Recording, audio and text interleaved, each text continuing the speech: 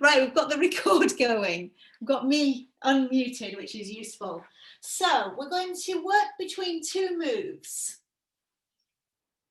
Boat pose and the 100, but we're going to keep the 100 arms pumping. So we're going to come up into our boat pose. If it's a bit much on the back, have the feet low down. Lift them up if you can. And we're going to pump the arms for 5 breaths. Once we've done our 5 breaths, trying to keep the arms pumping as we lower down, and coming into the 100. Bend one knee in or both knees in if it's too much. And then trying to keep the arms pumping as we come on up into your boat pose for 5 breaths.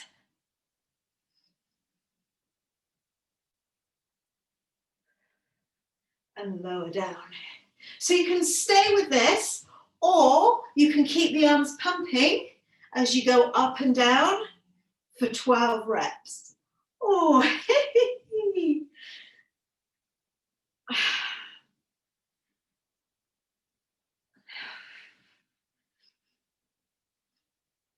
so I've got my legs perhaps more bent than I normally would as I lower down to floor, because my abs are definitely fatigued from the intermediate level, and as my abs fatigue, my back joins in more. So it's up to you whether you do your full 12 reps or not. Oh. I'm not hiding how much work this is very well, am I?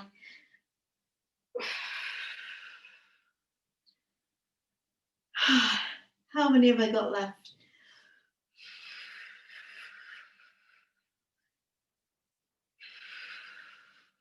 So you've got 6 repetitions if you're doing your 5 breaths in each position, 12 repetitions if you're doing the up and down non-stop.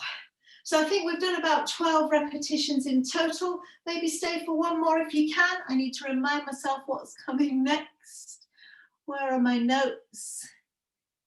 With arms down behind. Okay, we're going to come onto the floor. Just give the hips a little bit of release. So we're going to try and lift our arms and legs off the floor, and we're going to try and roll on to back, on to side. Try and come all the way onto side with arms and legs off the floor so you're balancing. On to back, on to side, trying to keep everything as lifted as you can. Now keep going, 12 repetitions. You can support your head if you need to, but when you're in this side position, I just felt my body banana where my hips are pushing forward. So keep this imprinted sensation of the ribs. On to back, on to side, trying to move with control.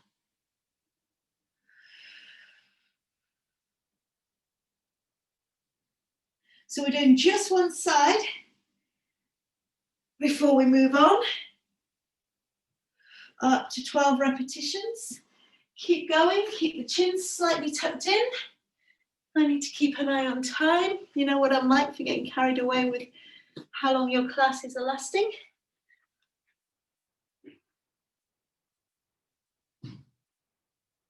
And this is your rest move. How is it for you? Once you're ready to move on, we're back to our Pilates 100 arms. And if you're really fatiguing, what about doing it with one leg on the floor and then changing sides? But ideally, we're trying to go for that advanced level, coming up into boat pose, and then lowering into Pilates 100. So you can come up and down with me, or if it suits you, 5 breaths in boat, 5 breaths in 100.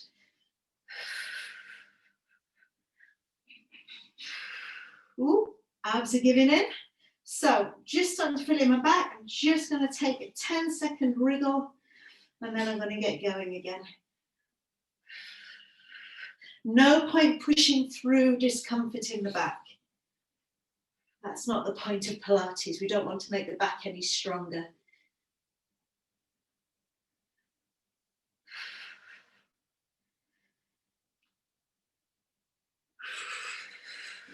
This recording better work. I don't really want to do this one again for you.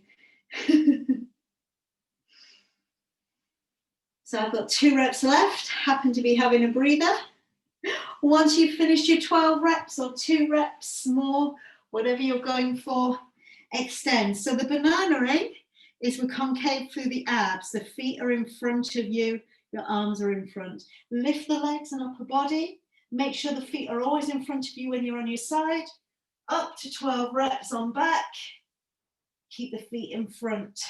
Keep the coccyx tucked forward and the ribs pushing down. It's not cheating if you want to take your arms into this position, by the way, because it gives you more support for the neck.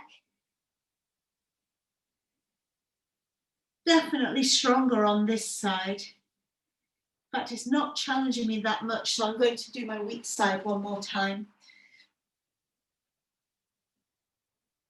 But 12 repetitions.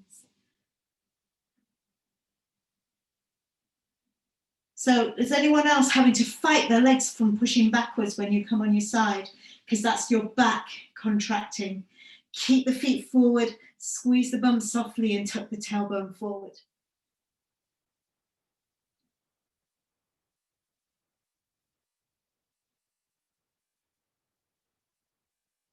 Doesn't matter how far onto the side you get.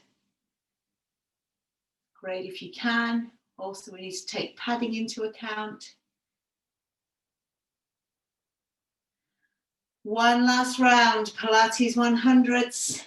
If you're fatiguing, do 2 or 3, have a breather, and then just 2 or 3 more. The idea is, same as you would with a gym workout, you try and build up for 12 repetitions, but we're trying to pick something that you would really struggle with to complete your 12 reps. So it's not a problem if your back starts to fire up and you need to stop before you complete your 12 reps.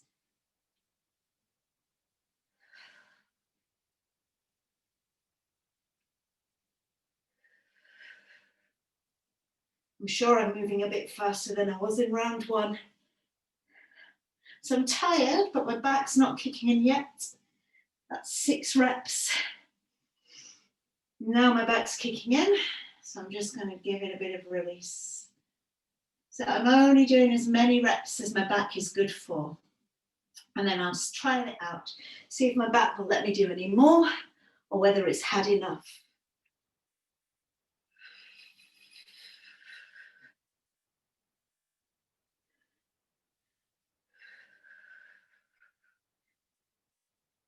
Just kicking in again after 3 reps. So that's probably enough for me if it's kicking in after 2 or 3 reps.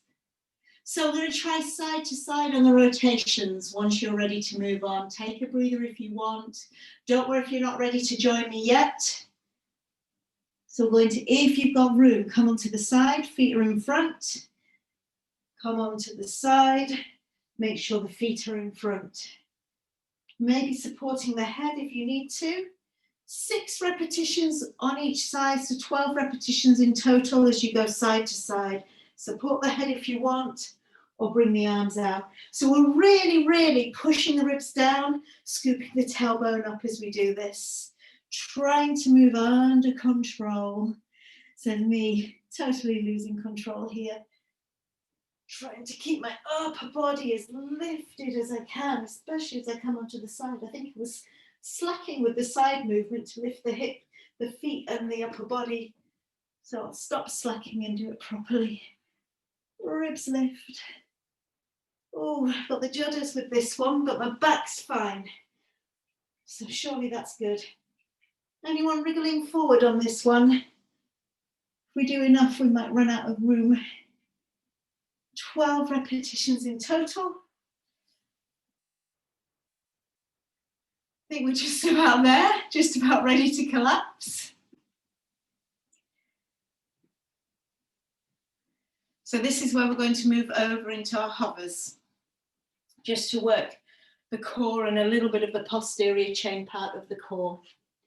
So we're going to prop up in our Pilates hovers.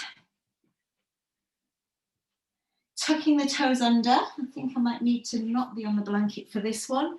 Push the floor away with the elbows so there's lots of room for the shoulders. So the first move is just bring the weight as far forward as you can and push back into the heels. 12 repetitions. We're trying to have hips at shoulder height. We're trying to make sure the bum is not lower than the shoulders. So can you see I don't want any dropped hips. I want ribs crunching down into core. We're pushing as far forward as we can. And in this forward position, push against your forearms as much as you can bear to really fire up through shoulders and ribs and abs. Shoulders and abs, should I say. So if anyone finds this slightly too strong for shoulders, yes, like as Deborah is, you can work on hands. And it does take a little bit of work out of the shoulder. It doesn't make it easier, but it puts less strain on the shoulders when you're working on hands.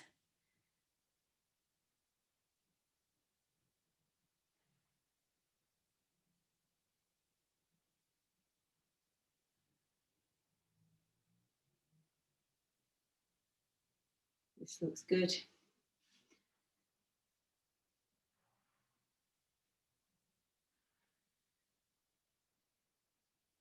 After your 12, if you need a breather, take it. If you can cope with it. So Katrina, this is the one where, and anyone else who would struggle to work on their hands, the option is to take the feet wide and alternate tap the hands. You've got 12 taps. The challenge is to keep the hips level. If you want something that your elbows will allow, similar challenge, instead of tapping, we're walking the hands out as far as we can. And that's probably all I've got at this stage of class. I'm walking the hands back in.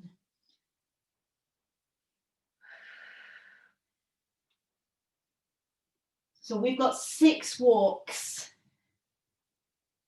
I can join Katrina for 12 taps. So this is about making sure we use the core and not the back. So tucking the tailbone down, pushing the ribs into belly.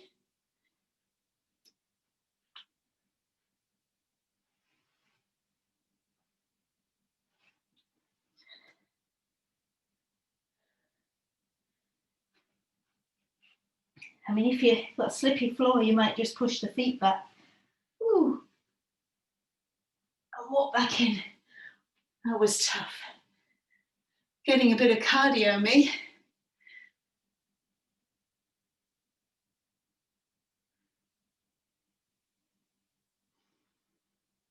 Have a breather. We've got one last part of this sequence on our hands and shoulders. Once again, there is an alternative, Katrina, because I'll show you the first move, and then Katrina, I think you'll need the alternative because I don't think the elbow will hold. So what we're trying to do, I'm laughing because I don't think I can do it. It's a balance challenge, just for you, Mary. So we're going to try on working our Superman to pike. Whoop. There I go. Coming forward into a plank, Superman, and coming up, touching down as much as you need to, and coming into pike. So the idea is that we really find something that challenges our balance. So similar version, Katrina, and I'll just come in for a close-up, Katrina, and could check that this is check that you're okay with an elbow version. So your version's similar, but because you're on your elbow, it's a little bit easier to balance, because obviously we've got, instead of balancing just on the length of the hand, we've got the whole length of the arm.